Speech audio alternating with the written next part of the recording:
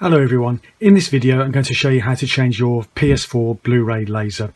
So if you're experiencing problems with your game loading, such as this, you put the disc in, it goes in okay, you can hear it trying to spin, sometimes it does, sometimes it doesn't, but very often it will just come to a complete stop, and if this is the case, it's more than likely that your Blu-ray laser needs replacing.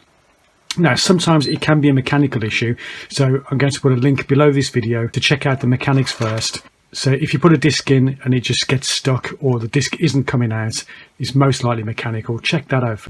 But if you have to replace the laser, keep watching. Cue music.